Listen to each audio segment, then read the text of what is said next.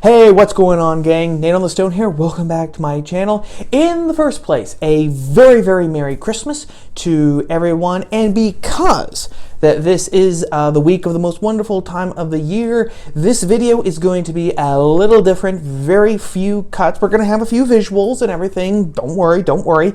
But very few cuts. Going to try to do this as smoothly as I can because guess who still hasn't gotten all of his Christmas wrapping done yet, and so really need I just don't have time right now to do the edits like I usually do because we're in the crunch time now. The countdown has officially begun. So with that out of the way, let us begin the video. I have been saying since the election, you guys know this, gang, I've been saying since the election that we have approached a revolutionary moment. And I believe that I have said that at this point there is going to be a revolution. The question now is just whose revolution is actually going to win the day. The left has been engaged in their own revolution for literally decades now. They've been sowing the ground for this particular moment. And then over this summer, after George Floyd's death, everything just volcanoed up to the surface. Now we have defund the police, critical race theory being shoved down our throats in every single facet of life because now the left believes that the energy is on their side. The stars are aligned in their side. They can remake society in their own image. And I have said that the only way to actually confront that is with a revolution from the right, an honest-to-God revolution. But now it seems that the only way that we're actually going to be able to have that revolution to counteract the left is by having a revolution within our own midst as well. And what brought that realization to my mind, it's something that's been floating in the back of my head for a while now, but what brought that to my mind was the reactions from some quarters of the conservative movement regarding the Jericho marches, which happened in Washington DC Saturday, December 12th. This was a huge rally that was staged and conducted specifically to support President Trump, and which claimed, of course, that the election had been stolen from him. And we've gone over this before, gang. You know exactly where I stand on that issue. I believe that there was massive fraud involved in this election. The convergence of so many historical firsts in this election are just mind-boggling, and no one on the right, David French, Brad Palumbo, etc., who keep saying there was no fraud, have failed to actually explain, okay, if there was no fraud, then why did all of these historical firsts converge on Election Day 2020? What was it about that specific day, this specific election cycle, that caused that? Okay, so the Jericho March, it was organized to support the president and to basically rally the troops, to tell people that this isn't over, basically that God is on their side. Now, someone whom I respect very, very much took umbrage at that, and that would be Rod Dreyer, who is a senior editor at the American Conservative.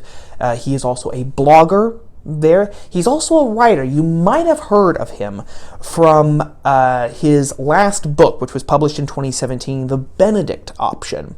And he actually just has a new book, newly published, I believe in September, which was called Live Not by Lies, subtitled A Manual for Christian Resistance in the Age of Soft Totalitarianism. That is the main theme of the book. He actually went out and he interviewed a lot of people who had actually lived behind the Iron Curtain. For anyone who needs a history refresher, the Iron Curtain referred to the line of demarcation in Europe after World War II. Basically, there was Western Europe, which was allowed to continue its trajectory in liberal democratic societies, and to the east of the Iron Curtain was the Soviet bloc. All of the countries of Eastern Europe, Austria, Hungary, the former Czech Republic, Yugoslavia, and all of those,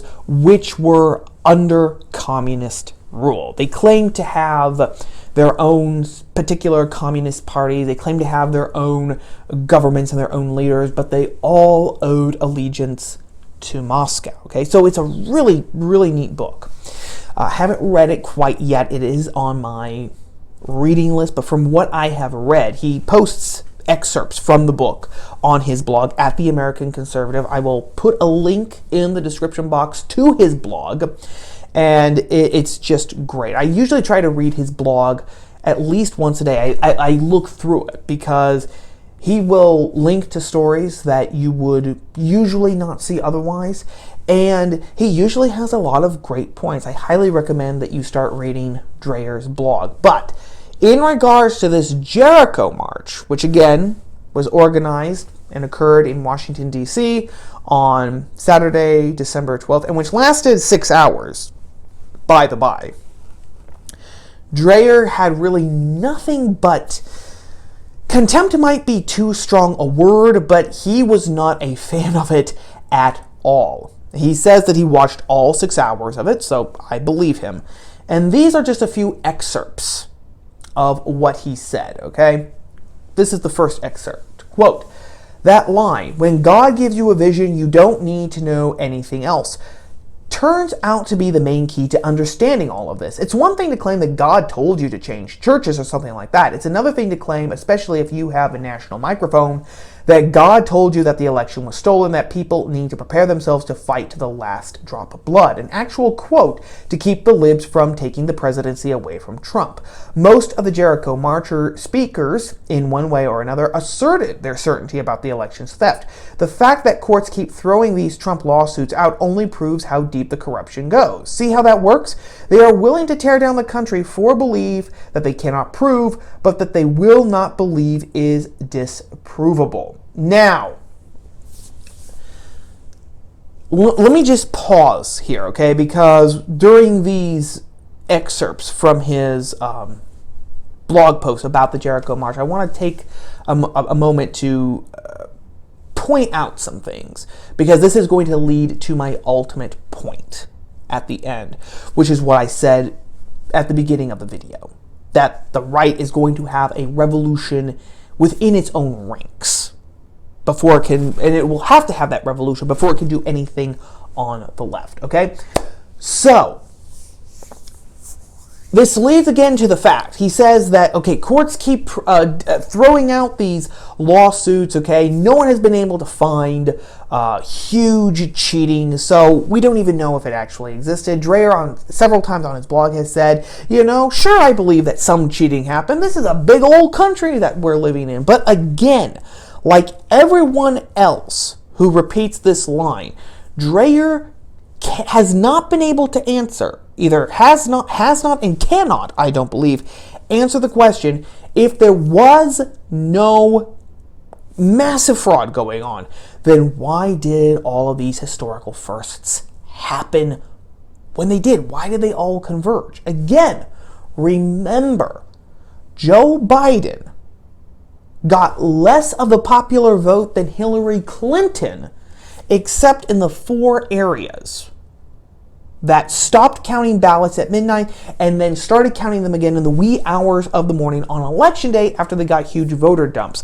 Atlanta, Detroit, Philadelphia, and Milwaukee, I believe. Joe Biden is also the first man to win the presidency. Again, I've talked about this before, but just as a refresher, he's the first man to win the presidency after losing all but one of the 19 bellwether counties. Counties which have consistently chosen the winner of presidential elections, some of which have going back to the 1950s. Okay? They haven't just gotten it right within the last couple 2, 3, 4 elections. No. Consistently, for over half a century, these counties have gotten the presidential winner correct. Joe Biden lost all but one of the 19 bellwether counties, and yet he won the presidency. Here's another one. Joe Biden is the first man to win the presidency while at the same time presiding over a party that lost every single House election where Democrats went up against Republicans. There were 29 House races across the country where Democrats went up against Republicans, and Democrats lost all 29 of them. That has never happened before. Never in an election year have you had the candidate from one political party win the presidency, but the candidates of his party running for House races have consistently lost them all. That has never ever happened in our history. You would think that conservatives, if they're actually interested in history at all, would be curious about that, okay? So again, when the courts keep throwing out these cases, that means nothing because people have eyes to see. People know that these are historical anomalies. And even if they don't know the nuts and bolts of it, they feel it down in their guts. They're like, how could Joe Biden get less of the popular vote than Hillary Clinton, but somehow win the presidency? Something just doesn't jive right with that. Here's another thing that Dreyer gives short shrift to.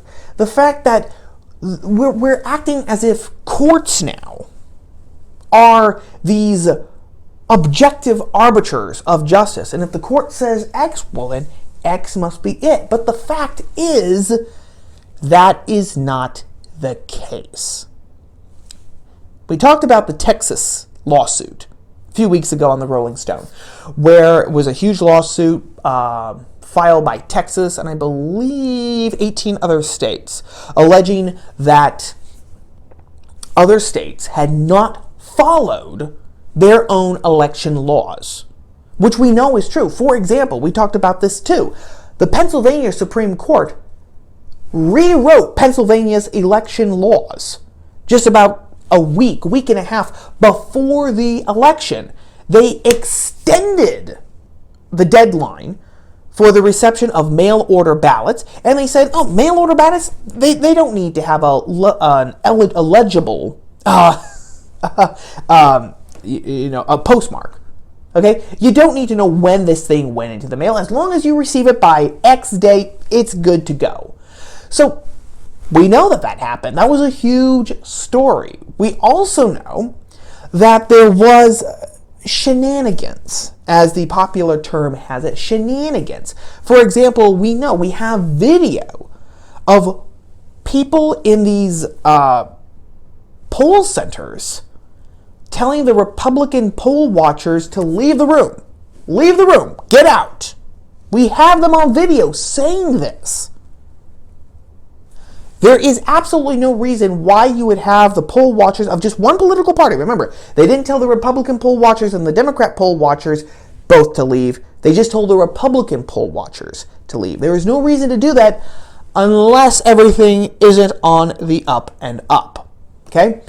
So the fact that the courts are throwing these out doesn't actually hold a lot of water for a lot of people who think that the system is corrupt. And that really gets to the point. When people think that the system itself is corrupt, saying, well, these courts, which is part of the system, remember, says that everything is fine, it doesn't actually convince people, because all you're saying is that the system is saying that the system is working perfectly, when it's the system that these people are suspicious of and distrust in the first place. And it gets even better, gang, because like I was saying, Texas, 18 other states filed that lawsuit with the Supreme Court alleging that states like Pennsylvania had not followed their own election laws. And the case was, hey, if they don't follow their own election laws, then that perverts the election for all of us, because a few states could get in together, they could arbitrarily change their election laws,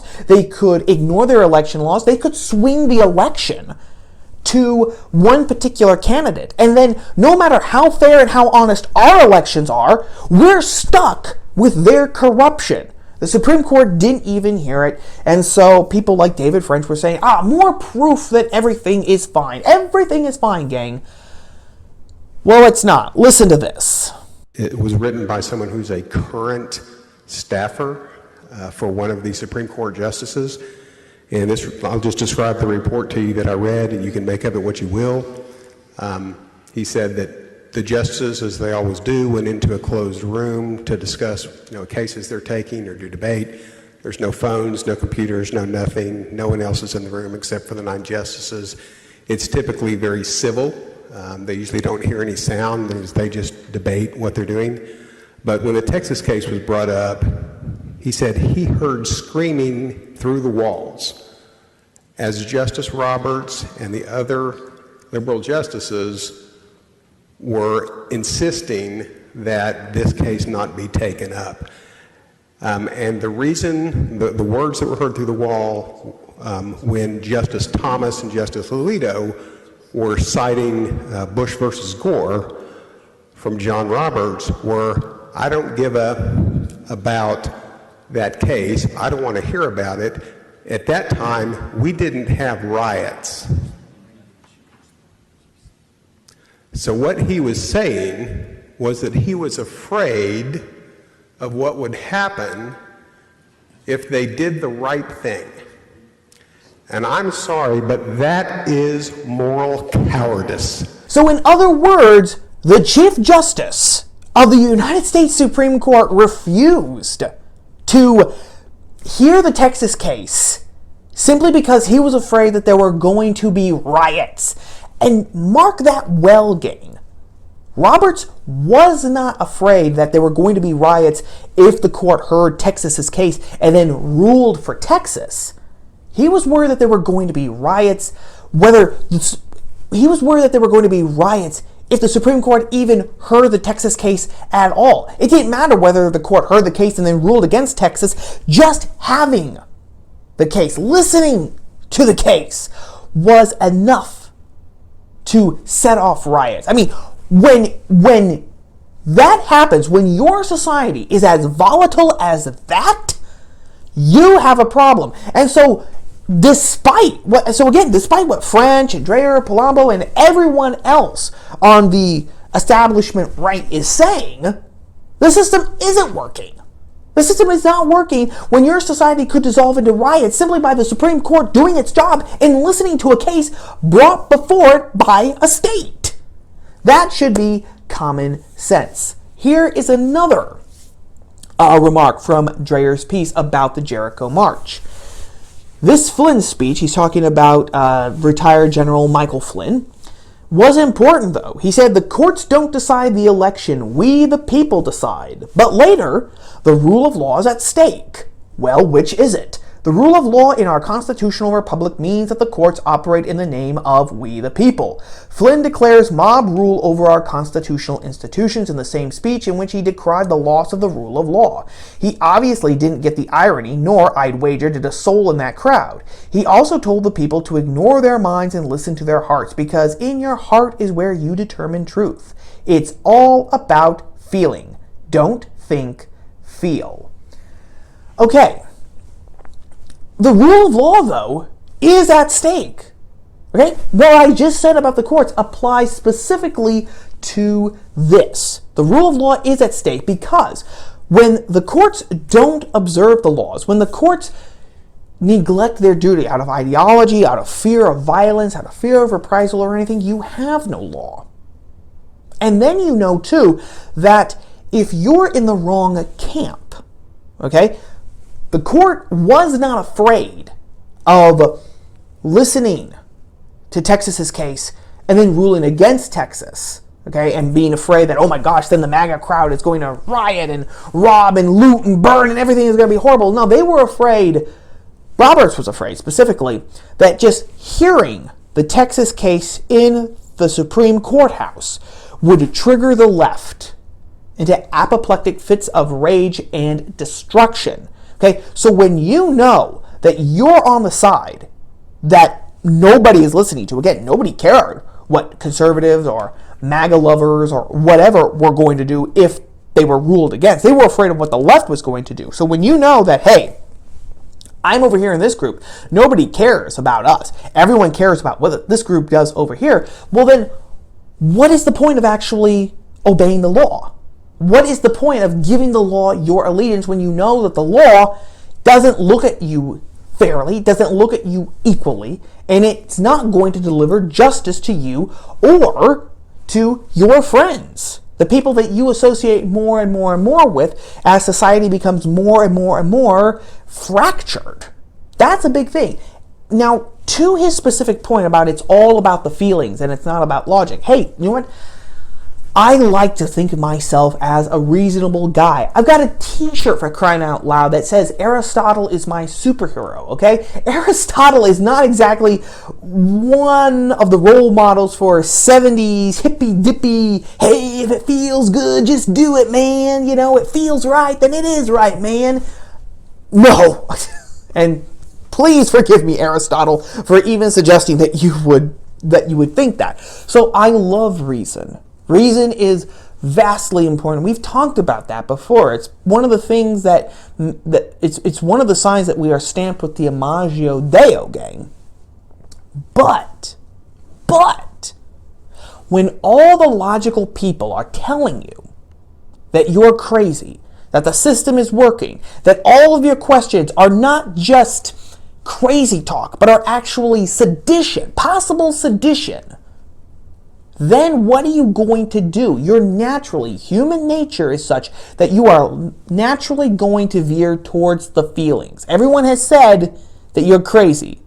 Okay, if all the logical people, all the reasonable people, all the rational people are telling me that I'm crazy, then to hell with logic. Screw logic. I'm just going to go with my feelings, and my feelings are saying that this thing was robbed. Now, I don't agree with it, but I understand it because it is human nature. Now, this brings me to one of my main points here, okay? What is happening? I don't think that Dreyer can see this, but when I look at things like the Jericho March, what I see is the theological formation of a new movement. I can't remember who said this, but it was brilliant and it was true, which is why it was brilliant. But I read this summer that all revolutions that matter, all revolutions that actually put their mark on the world, they're all at their base religious, or at the very, very least, one of their cornerstones, one of their foundations is theology.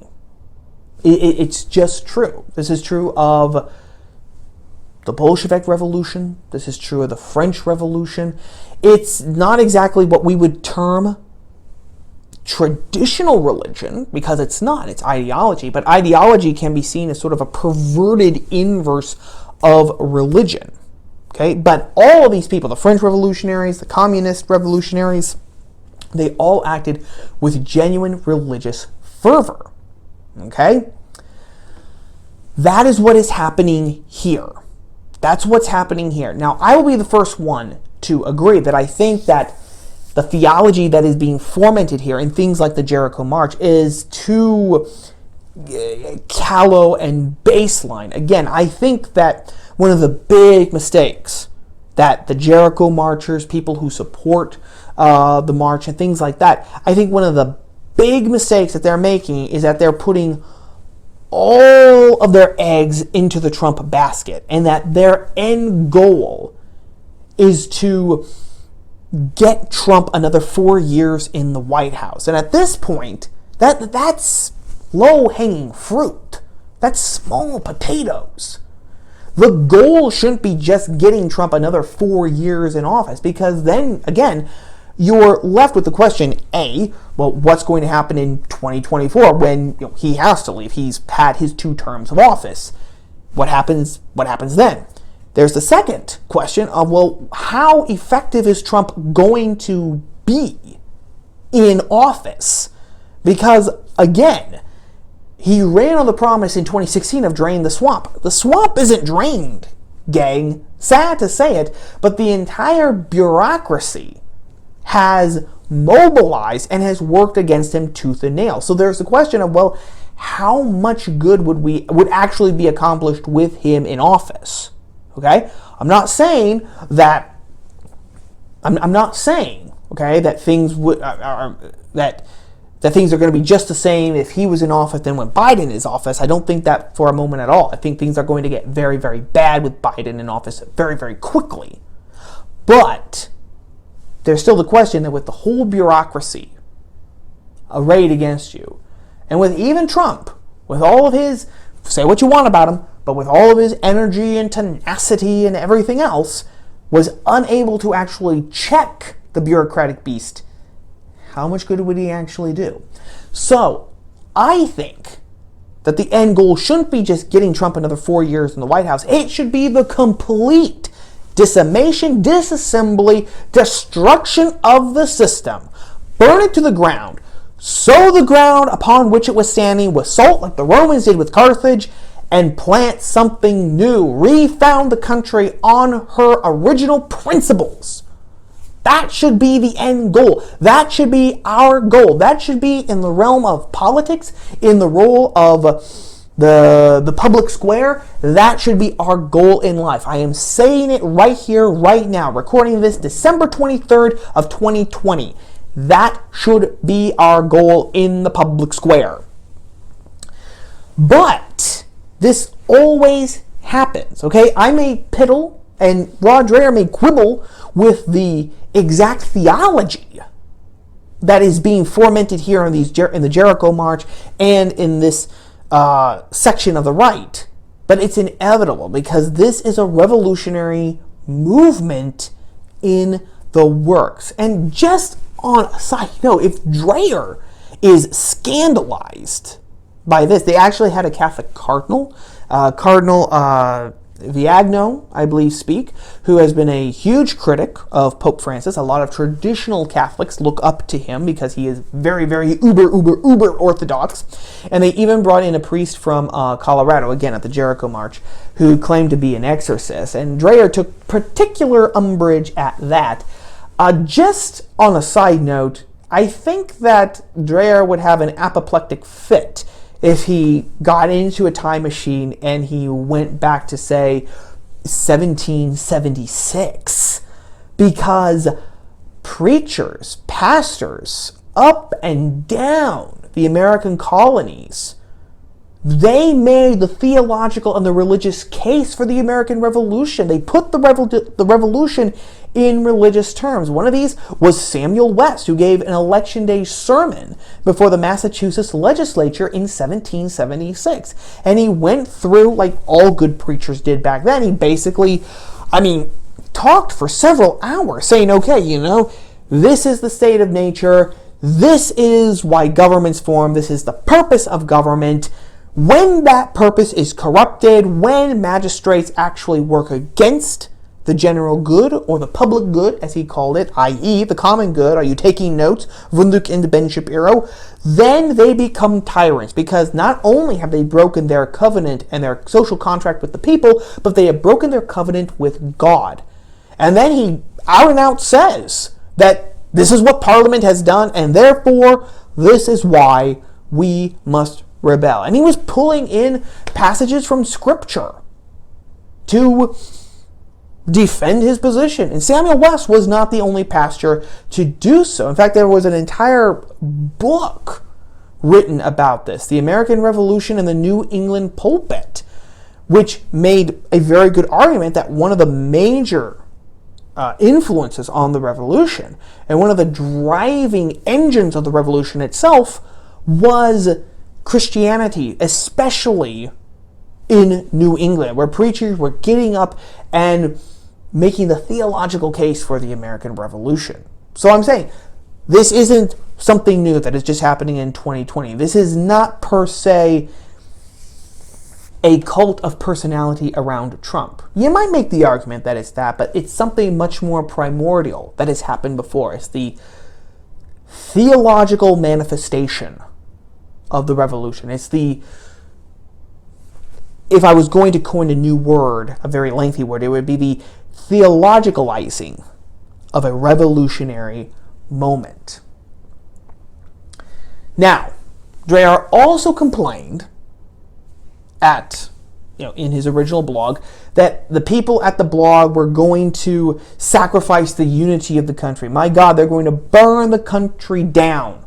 with their rhetoric, and they don't care anymore. They just want their guy, Trump, back in office. And over at his new publication, The Dispatch, David French, who is a very, very, very prominent Never-Trumper, said the same thing in a piece that he wrote, not quite in opposition to the Jericho March, but it was obliquely referencing the Jericho March. It was written obliquely in refutation of that. This is part of what David French wrote. Quote, "I'm going to be as blunt as possible. Language like Mid-Texas's," that's Eric Mid-Texas, who was one of the founders and one of the sort of master of ceremonies at the Jericho March. Language like Mid-Texas's, like the Texas GOP's, and like some of the statements you'll read below, embody a form of fanaticism that can lead to deadly violence. There isn't a theological defense for it. Indeed, its fury and slander directly contradict biblical commands. When core biblical values are contingent, but support for Donald Trump is not, then idolatry is the result. We're way, way past concerns for the church's public witness. We're way past concerns over whether the reputation of the church will survive this wave of insanity. There is no other way to say this. A significant movement of American Christians, encouraged by the president himself, is now directly threatening the rule of law, the Constitution, and the peace and unity of the American Republic." I would just like to ask French and Dreyer and everyone else who thinks this, what unity? Exactly what unity are we talking about? Back in 2010, Angelo, I'm going to mispronounce his last name, Cordovilla. Angelo Cordovilla wrote a great piece where he was talking about the Cold Civil War, where he said America has divided into this elitist class and this more rural class. And these two Americas, they really don't agree on anything. They don't agree in terms of politics. They don't agree on what is actually good for the country, what is good for society. They can't even agree, at this point now, they can't even agree on what a man and a woman is. Think about that. When biological reality, okay, when sexual biology of the human person, when we can't even agree on that, what sort of unity are we even talking about? What sort of unity are these people at the Jericho March sacrificing? There is no unity. There is no unity whatsoever. The problem has descended from politics and gone into the culture, and it's even descended from the culture now into the metaphysical. If you disagree on metaphysics, basic metaphysics, the idea that sexual biology is real, and that it has a meaning, and that you can't just arbitrarily change it, that there is such a thing as objective truth, and objective truth can be known, that there is actually right and wrong and good and evil, and those things are not contingent upon your political philosophy or your political ideology, then you have no unity. You cannot remain together because the house has already divided. And I mean, just this past week, we were privy to more examples of this, gang. There was a huge piece in the New York Times, I talked about it on the Rolling Stone, where people were trying to decide, who is going to receive the coronavirus vaccine first? Should it be the elderly people who are most vulnerable to it, or should it be the essential workers, the frontline workers? The fast food people, the people at the cash register, nurses and things like that. And people were honestly saying in the New York Times, again, New York Times published story, that it should be the quote-unquote essential workers and not the elderly. Why? Because one of the main points for their argument was that the elderly are more often than not white. And essential, low-paying workers like cashier registers, like nurses, etc., they are minorities. They're black or they're Hispanic or something else. And so implicitly saying allowing the elderly white people to die might actually reduce the surplus white population enough that we might actually have a chance of getting some actual social justice for once. Okay, when you think that genocide is legitimate in order to get social justice for these supposed oppressed minority groups, you have absolutely nothing in common with me besides the fact that we are both human beings. And you're being a pretty poor human being when you think that the elderly, like Granny, should die. And just again, I just have to say this. We went from everyone saying that we have to obey every dotted I of lockdown declarations, otherwise we were going to kill Granny, to the elites then turning around and saying, well, you know, Granny's white, so she can die anyway. So, you know, there's that. There's Pete Buttigieg, who was tapped as Joe Biden's Secretary of Transportation, saying that one of his primary jobs as Secretary of Transportation is to bring about equity, i.e. social communism, to right historical wrongs, whether they were actually real or whether they are just imagined in the woke ideological mindset. Again, these people have absolutely no unity with us. They live in an alternate reality from us. So what is the unity that French and Dreyer are talking about? What are they so worried about? What? Do they want the country just to be band-aged back together? Do they want us simply to accept whatever the left says? Because we can't overturn the apple cart too much. My God, otherwise we might actually split apart. Then let it split apart. Let it happen. Let the fight happen. Bring it on. I'm tired of this death by 1,000 little pinpricks and cuts. A ruling over here, a presidential decree over here, a drag queen book reading event over here. I'm sick and tired of it. Let's actually do the gutsy thing and let's hash this out like our forebears did. However you want to take that, let it happen. By God, let it come, as Patrick Henry would say. Let it come. So, to wrap this all up in a nice little Christmas bow, because again, it is Christmas, and this video has been going on for way too long. What does this all mean? It means that the right is going to have its own revolutionary moment. It's going to have its own revolution. And one side or another is going to win. It's either going to be David French's side, or it's going to be Eric Matex's side, again, who is one of the real brains behind this Jericho March. Because David French and Eric Matex's, and the two sides they represent, they have nothing in common. Now, I wish, in an ideal world, there would be a fusionism, like there was in the 1950s, where you had foreign policy war hawks on the right, traditional social conservatives like Russell Kirk, you had libertarians like Frank Minar. They all joined together as an answer to the threat of the Soviet Union and communism. But there won't be anything like that. There won't be anything like that, because for fusionism to work, you actually need to have commonality. You can't just be united against a common enemy. Sooner or later, if there is nothing actually binding your side together besides your mutual hatred of the bad guys over there, you're going to eat each other apart. Look at what happened to the White Russians, if you want a historical example.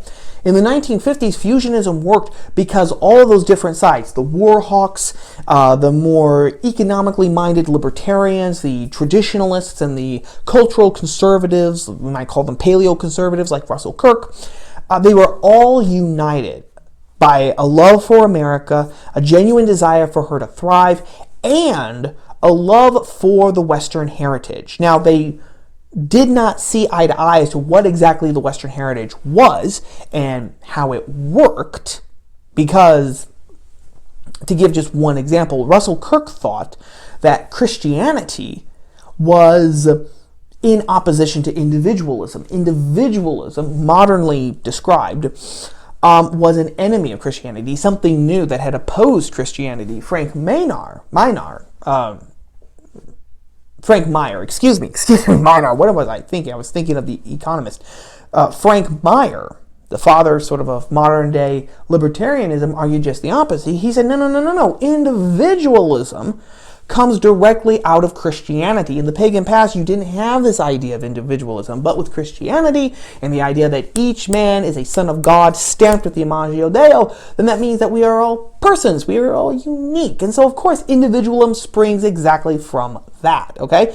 Kirk, Meyer disagree profoundly on that, but they were all united that the Western tradition was real, that it was good, and that it was worth defending. We don't have that today. French and McTexas have really nothing in common because they can't even agree on what is good for America anymore. It goes down to, again, the metaphysical level. So, I will repeat in closing just what I said before. We need a revolution more than ever. The time has come. But before that, there has to be a revolution on the right because the right's house is divided. And we can't go on. A house divided against itself cannot stand. But the goal of this revolution on the right cannot be to keep Trump in office. And it can't just be unity for the sake of unity and keeping the system going. It has to be the complete rejection of the system, its utter and total destruction, so that something better can come from it. And with that, gang, I am going to leave you all. I wish you all a very, very Merry Christmas. As Bing Crosby says, may your days be merry and bright, and may all your Christmases be white. Merry Christmas from me to you, gang, and to your families as well. Take care. I will chat at you all later.